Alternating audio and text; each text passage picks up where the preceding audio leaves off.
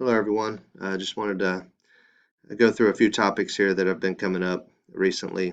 First, I want to thank our nurse, Jackie, and April Harville for all that they have been doing to help us navigate through all the attendance related concerns related to COVID, and just with helping us to understand, um, especially with our nurse, just helping us to understand all the ins and outs with COVID symptoms and all of that. So I want to thank them, thank our teachers and our staff for all that you are doing to help us to work through all of the new requirements and guidelines. I have been bragging about all of you um, to school board members, to parents, to central office, really anybody that I come in contact with, how great everyone's doing this school year and just how well of a start we've had. So really I appreciate all of you. When there is a student who is symptomatic, this is something that's come up. If a student is showing signs of COVID-related symptoms and they are sent home from school, there are three options that parents have in order for that student to return. They can be seen by a healthcare provider and cleared with no symptoms. They can get a negative COVID test, or they would stay home for the 10 days. In terms of student attendance with COVID-related symptoms, when students do return to school from a CS code, that's COVID symptoms, the student should report to the nurse or to Mrs. Harville, kind of to be cleared to be back to school. They may have some documentation to turn in, or it might just be a conversation, a check on symptoms type thing. But if you have a student in your classroom that you feel has not checked in, please send them to the nurse so that that student can be cleared. When a positive case does occur in the building, a couple things. Please stay calm, stay professional, and continue to be reasonable. For no, if you know the student who is positive, please do not share that information with your class, or please do not share that information with other students, and even with your conversations with adults. Make sure those are professional and um, that we're just treating this in a calm and reasonable manner. Um, I know students will find out who that is. I know that students talk, but we just need to be professional when we have that information. We have a series of tasks that we have to complete when there is a positive case, and one of those tasks is we have to find out which students uh, could potentially be quarantined, and you will get an email from me if your classroom is impacted, and it will say the subject will be seating chart ASAP. If you see that, please respond as soon as you can with the information that I'm requesting. I would also like to either I will come to your classroom or another administrator will come to your classroom when there is a decision to be made whether or not a student is within the 6 feet range or within the 15-minute limit, or if there's a question whether or not that student should be on the quarantine list. I would much rather come and talk to you about that and we can decide together and kind of work through it. Um, I just want to be involved in that process so that we're not, I just want to make sure the students who are being quarantined and sent home are, it's a big deal and it impacts that student quite a bit. So I think together we can work to make that decision. We have done great so far. I've been super pleased. I think we've made the right decision on all of these so far. But some of you reached out to me on this last one and asked me to come up to the room, and we talked through it, and I think we did a really nice job on the last one, and even the first one. I think we did that right. I do ask that the communication to the quarantine students that will come from the office or from the nurse. A teacher does not have to tell students that they're being quarantined.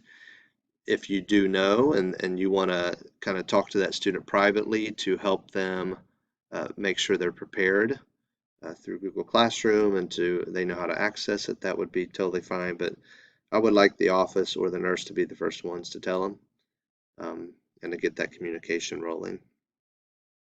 I do ask that you review your seating charts. In most cases that I've seen, everybody has done phenomenal with their seating charts in their classrooms.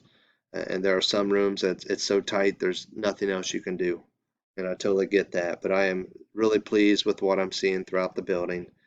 I have noticed a few instances where we probably could have maybe created a little bit more space between students.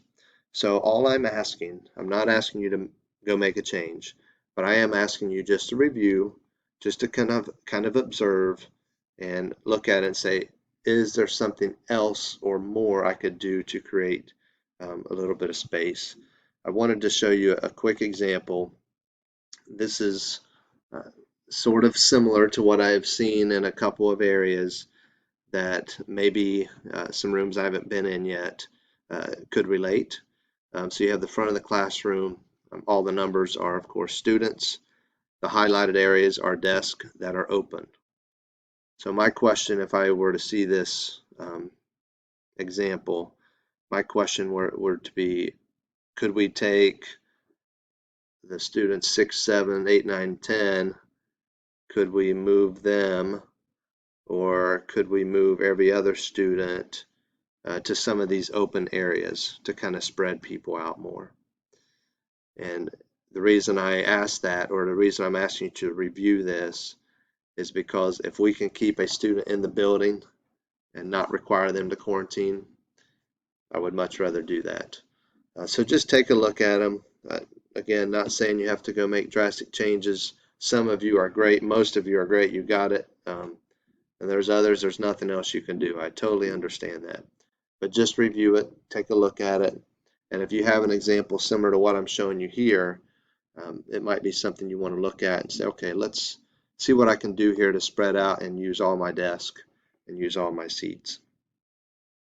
Again, another thing that came up is students wearing their mask appropriately. You know, I ask that you encourage and remind students. And somebody asked me how many times. Well, it might be 1,000. I think it's just really important. This is new, still new to all of us. And I think our students are doing wonderful. There's a small percentage, very small percentage, that are kind of keeping their mask below their nose. So continue to encourage, continue to remind, and have those conversations with students. Remember, the more relationship, the stronger that relationship is, uh, the better off that conversation is going to be. So continue to work on those connections. You have to make a decision whether or not that student's being defiant. If that student is being defiant with wearing their mask under their nose, I think there is a difference there. And what I'm asking for you to do is follow your classroom management plan. If you feel like this student is being defiant, you've asked him time and time again, you've had conversations with him, you've encouraged, reminded, and you don't feel like it's getting anywhere, go ahead and follow your steps. I would include a contact home. You could even include the reminder about the board policy, and just have that conversation with the parent, just so they're aware. And then, of course, you could follow up with some consequences. But I just want to make sure everybody understands that, if you're having that defiant student in terms of wearing masks, you can go ahead and follow your classroom management plan. But I do ask that you continue to work with that student, restore that relationship when there is that, if a student gets mad or if there is a consequence set for that student, just make sure that that relationship is still strong moving forward. But if you have any questions or concerns, I am always open to talking about those. You can ask me, you can stop me in the hallway, you can bring those concerns up. I know a lot of you do that, and I appreciate it. But if there's anything that you're not sure of, or if you have maybe a better way of doing something, feel free to reach out to me or one of our department leaders, and we can kind of talk through those problems that you're facing. I appreciate your time. Thank you, and have a great rest of your day and a nice weekend.